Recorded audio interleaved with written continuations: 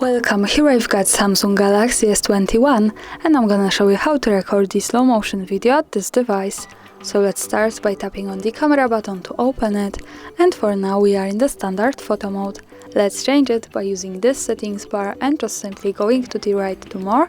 Here we have access to other modes of this camera, and we have the slow motion mode and also the super slow motion, so you can pick whatever you need.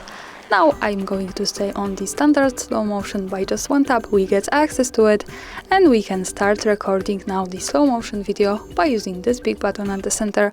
So let me start to show you how it works.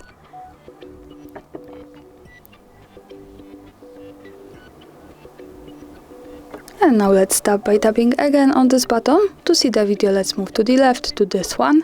By tapping on it we get quick access to the gallery, and this is our slow motion video.